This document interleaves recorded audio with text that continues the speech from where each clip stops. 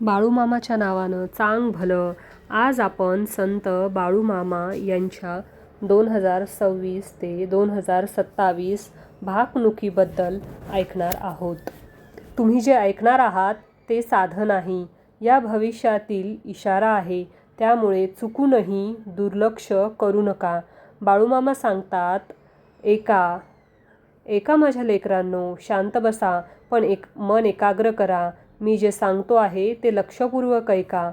ही माझी आदमापूरची भूमी, ही पवित्र भूमी आहे. मी इथेच वास करतो. मी इथूनच तुमच्यावर लक्ष ठेवतो. जो कोणी श्रद्धेने, भक्तिभावाने इथे येईल, त्याच्या आयुष्यातील दुःख मी दूर करीन. त्याला सुख, शांती आणि समाधान देईन.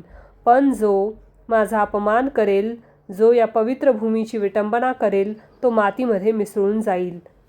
प्रिय भक्तांनो, बाळूमामांचा आशीर्वाद प्राप्त करण्यासाठी आत्ताच कमेंट बॉक्समध्ये बाळूमामाच्या नावानं चांग भलं टाईप करून आजचा व्हिडिओ लाईक करा. तुमच्या सर्व इच्छा पूर्ण होतील. आज आपण एका अशा संताच्या भाकणुकीबद्दल जाणून घेणार आहोत, ज्याच्यावर लाखो लोकांची श्रद्धा आहे. ते म्हणजे बाळूमामा.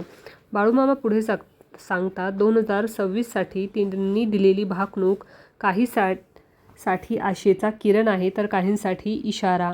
हा व्हिडिओ शेवटपर्यंत नक्की पहा, कारण शेवटी मी तुम्हाला एक खास उपाय सांगणार आहे, जो तुमच्या जीवनात बदल घडवू शकतो. मित्रांनो, बाळूमामा हे केवळ संत नव्हते, ते एक दैवी शक्ती होते. त्यांनी आपलं संपूर्ण आयुष्य गरीब, दुःखी आणि संकटात असलेल्या लोकांसाठी अर्पण केलं. लोक सांगतात, जिथे डॉक्टर हार मानतात, तिथे बाळूमामा कृपा करतात. त्यांची भाकणूक कधीच खोटी ठरत नाही. म्हणूनच 2026साठीची भाकणूक खूप महत्त्वाची मानली जाते. भाकणुकीला सुरुवात करताना 2026 वर्ष हे सामान्य वर्ष नाही. बाळूमामांनी सांगितले आहे की हे वर्ष परीक्षेचं वर्ष असेल, ज्यात माणसाच्या संयमाची, श्रद्धेची आणि कर्माची परीक्षा होणार आहे.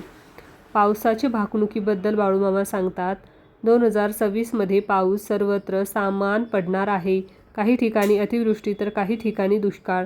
शेतकऱ्यांसाठी हा काळ थोडा कठीण असेल, पण ज्यांनी श्रद्धा ठेवली त्यांना बाळूमामा कधीच निराश करणार नाहीत. धान्याचे उत्पादन सुरुवातीला कमी होईल, बाजारात भाव वाढतील, लोकांना त्रास होईल, पण वर्षाच्या शेवटी परिस्थिती सुधारेल. हा संदेश स्पष्ट आहे. धैर्य ठेवा. आरोग्याचा इशारा, 2026मध्ये आरोग्याच्या बाबतीत सावध राहण्याची गरज आहे. नवीन आजार किंवा जुन्या आजारांचे प्रमाण वाढू शकते. बाळूमामा सांगतात, स्वच्छता आणि साधी जीवनशैली ठेवा. आर्थिक स्थिती, महागाई वाढेल, पैशांची किंमत कमी होईल, म्हणून अनावश्यक खर्च टाळा. ज्यांनी योग्य नियोजन केलं तेच सुरक्षित राहतील. समाजात काही ठिकाणी तणाव वाढेल, मतभेद, वाद वाढतील, पण शेवटी सत्य आणि शांतता जिंकेल. आध्यात्मिक संदेश, बाळूमामा सांगतात, श्रद्धा आणि सबुरी ठेवा. दररोज नामस्मरण करा, चांगले कर्म करा, गरिबांना मदत करा. यामुळे संकट दूर होतील. आणि मी जे म्हटलं होतं तुम्हाला, शेवटी खास उपाय सांगणार आहे. जर तुम्हाला 2026मध्ये संकट टाळायचं असेल तर हा सोपा उपाय करा. रोज सकाळी श्री स्वामी समर्थ नाव 108 वेळा घ्या. आठवड्यातून एकदा गरजू व्यक्तीला अन्नदान करा. हा उपाय तुमचं आयुष्य बदलू शकतो. मित्रांनो, भाकणूक आपल्याला घाबरवण्यासाठी नाही, तर सावध करण्यासाठी असते. जर तुमच्याकडे श्रद्धा आहे तर कोणतंही संकट तुम्हाला हरवू शकत नाही. जर तुम्हाला हा व्हिडिओ आवडला असेल तर लाईक करा, सबस्क्राईब करा आणि कमेंटमध्ये बाळूमामा कृपा करा, जय बाळूमामा असं लिहायला विसरू नका.